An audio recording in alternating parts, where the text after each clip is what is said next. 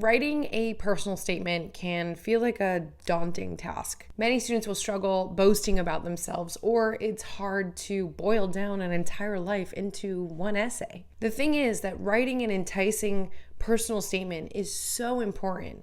Not only is it most likely going to be asked for the admissions process, but it will also help for the scholarship process. And taking it in a step even further, this can often even help for applying for internships and jobs after college. So mastering a personal statement can really benefit a student long term. In today's video, I want to talk about how to master that personal statement, how to write an essay about yourself, or if you are a parent watching this, how to help your student write an essay about themselves, and what needs to be included, the layout, some example tips, lots of stuff in today's video. Now make sure you hit subscribe because every week I have a new video for you on working your way to a debt-free degree. Hey there, my name is Jocelyn Pearson, founder of the Scholarship System, where we redefine paying for college to help families build strong financial futures rather than ones buried in decades of student loan debt. Now we primarily focus on scholarships. We are so good at it. In fact, our families have secured well over $13 million to date, not including the six figures that I managed to secure to graduate debt-free. So we've seen a lot of personal statements over the years, as you could imagine. So let's go ahead and dive in.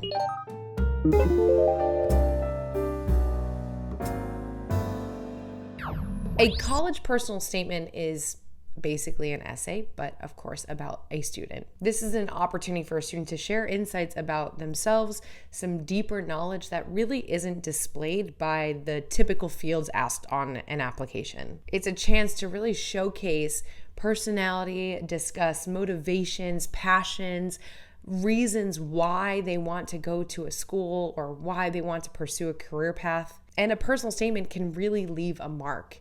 It can be memorable so that when they're deciding who gets the money or who gets the spot in the university, they can remember that student. Now, before I get into more details, if you are having a hard time finding scholarships, I highly recommend attending my 6 steps to securing scholarships for college training. It's completely free. It's about an hour long. I really recommend students and parents doing this together, but that way you can tag team building that list of legitimate scholarships with less competition. Will they require essays like a personal statement? Absolutely, but that's a good thing. I actually cover that in the training, but you can find the link on the video here, or you can go to thescholarshipsystem.com/free training. Now, when writing a personal statement, we really want to take a storytelling approach. We don't want to write this like a history paper. It's best to write it as a narrative versus just listing achievements. This will make it way more compelling and will give it an amount of context so that it can really frame accomplishments in a meaningful and, most importantly, a memorable way. In many cases, especially if we're focusing on scholarships, so personal statements for scholarships, we want to also show why a student is in need. So why do we need this money? Another thing that's amazing to include in any essay that we're writing is something that refers to the scholarship or the university. So we can do a little bit of research about them and find out what their goals and priorities are, what their mission statement is, and see if we can kind of sprinkle that throughout, and that will tell them, okay, this student did their research. It's a fun way to show that not only did we take an extra step, but we are also intrigued by the same things as this committee or this university, and therefore our visions align. Another area to focus on in personal statements are areas of personal growth or strengths. This is a great opportunity to actually share a story of a weakness or a challenge or a time that we failed and show how we overcame it, or what we learned from it, or how we grew from it. So oftentimes when we want to write a meaningful, impactful story, we can start with something that's a little bit of a downer, if you will. So a time that we failed at something. And then by the end of the essay, we bring it up. We show them how we overcame it, what plan we made to overcome it, and how it'll benefit us in the long run. Now, let's talk about essay structure. So again, this is an essay ultimately. So typically you can do multiple paragraphs. We do not want this to be one big run-on paragraph, okay? If we are switching arguments or points about ourselves, characteristics, we want to break that up into different paragraphs.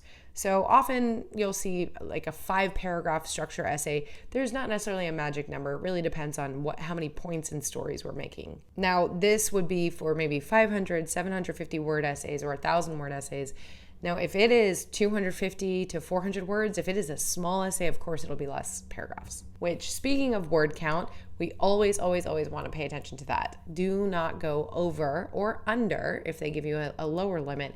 Do not go outside those ranges. This is such an easy way to follow their rules, and it could also be an easy way for a committee to disqualify a student. So why even risk it, right? Now, the way that we can think about the structure is we can have some kind of introduction. Oftentimes, I love this being a story. I always tell our students in the scholarship system, our families, show, don't tell. So kind of paint that picture, create the imagery, give them something they can remember. In the scholarship system, we give out scholarships. We give thousands of dollars every single summer. And whenever we are choosing our winner, we always refer to the students by their stories because that's what we remember. I can still tell you stories from 5 years ago that are still in my brain because they told such an intriguing story that it was memorable, that it stuck. Do I remember the qualities or characteristics? Not necessarily, but I do remember the theme of their stories. So stories are a great introduction. Some students like to do a quote. I only recommend this if it really aligns. Don't pick a random quote just because that's how we've seen essays start. Sometimes we can also start with a question. Then we want to go into supporting paragraphs. So maybe 1, 2, 3 arguments that really show our main point and tie that story into each paragraph. And then we have a closing paragraph. I actually do, if it can flow well, I do like that closing paragraph to somewhat restate the question.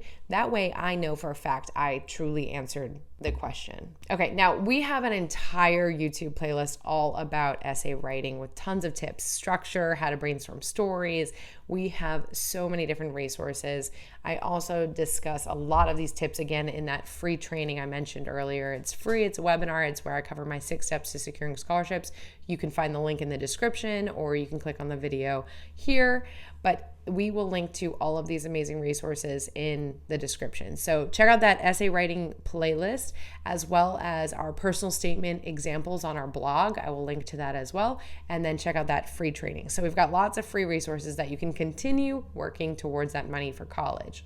Now, comment below, what essay prompt are you working on? Did the personal statement just say, write a personal statement, or did they ask a specific question? Share it in the comments and we can share some tips replying back to your comment below. So that said, the personal statement is critical. You will absolutely have to write one, whether it's for admissions, the college process, internships, or applying for jobs. But no matter what, mastering the skill will help students in the long run, okay? So we talked about what to include in a personal statement, we talked about structure a little bit, and especially openings. So I hope that this was helpful. Again, don't forget to hit subscribe. I have new videos every week on working your way to that debt-free degree, and I hope to see you in the next video.